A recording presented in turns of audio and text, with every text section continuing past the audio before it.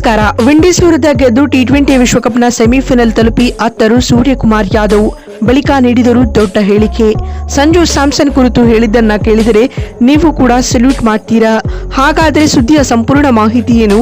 ಅಷ್ಟಕ್ಕೂ ವಿಂಡೀಸ್ ವಿರುದ್ಧ ಭಾರತ ಗೆದ್ದ ಬಳಿಕ ಕ್ಯಾಪ್ಟನ್ ಸ್ಕೈ ಹೇಳಿದ್ದೇನು ಗೊತ್ತಾ?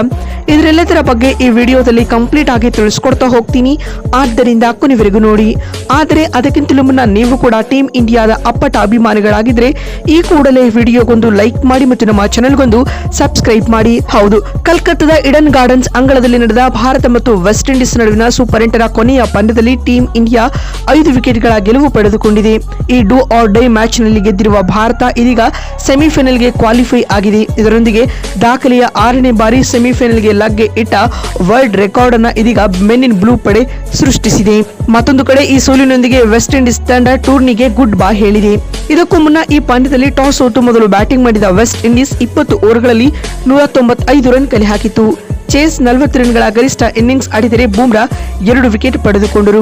ಈ ಗುರಿಯನ್ನ ಬೆನ್ನಟ್ಟಿದಂತ ಭಾರತ ಸಂಜು ಸ್ಯಾಮ್ಸನ್ ಅವರ ಆಕ್ರಮಣಕಾರಿಯಾದ ಆಟದ ನೆರವಿನಿಂದಾಗಿ 19.2 ಓವರ್ಗಳಲ್ಲಿ 5 ವಿಕೆಟ್ ಕಳೆದುಕೊಂಡು ಟಾರ್ಗೆಟ್ ಅನ್ನ ಲೀಲಾಜಾಲವಾಗಿ ಚೇಸ್ ಮಾಡುವುದರೊಂದಿಗೆ ಈ ಪಂದ್ಯದಲ್ಲಿ 5 ವಿಕೆಟ್ಗಳ ಗೆಲುವು ಪಡೆದುಕೊಂಡಿತು. ಸಂಜು ಸ್ಯಾಮ್ಸನ್ ಅಜೇಯ 97 ರನ್ಗಳ ಇನ್ನಿಂಗ್ಸ್ ಆಡಿದರು. ಸ್ನೇಹಿತರೆ, ಇನ್ನು ಈ ಗೆಲುವಿನೊಂದಿಗೆ ಭಾರತ ಸೆಮಿಫೈನಲ್ ತಲುಪಿದೆ. ಈ ಕುರಿತು ಮಾತನಾಡಿದ ತಂಡದ ನಾಯಕ ಸೂರ್ಯಕುಮಾರ್ ಯಾದವ್ ಈ ರೀತಿಯಾಗಿ ಹೇಳಿದ್ದಾರೆ. ತಂಡದ ಈ ಅದ್ಭುತ ಪ್ರದರ್ಶನ ವೈಯಕ್ತಿಕವಾಗಿ ಖುಷಿ ತಂದುಕೊಟ್ಟಿದೆ.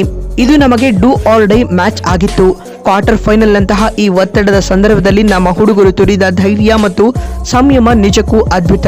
ನಾವೆಲ್ಲರೂ ಒಟ್ಟಾಗಿ ಆಡಿದ್ದು ಗೆಲುವಿಗೆ ಕಾರಣವಾಯಿತು ಎಂದು ಸೂರ್ಯ ಹೇಳಿದ್ದಾರೆ. ಮಾತು ಮುಂದುವರೆಸಿದ ಅವರು, ಸಂಜು ಸ್ಯಾಮ್ಸನ್ ಅವರ ಬ್ಯಾಟಿಂಗ್ ಬಗ್ಗೆ ಎಷ್ಟು ಹೇಳಿದರೂ ಕಡಿಮೆ.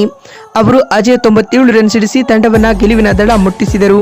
ನಾನು ಅವರಿಗೆ ಯಾವಾಗಲೂ ಹೇಳುತ್ತಿದ್ದೆ, ಕಾಯುವವರಿಗೆ ಮತ್ತು ತಾಳ್ಮೆಯಿಂದ ಇರುವವರಿಗೆ ಒಳ್ಳೆಯದೇ ಆಗುತ್ತದೆ ಎಂದು.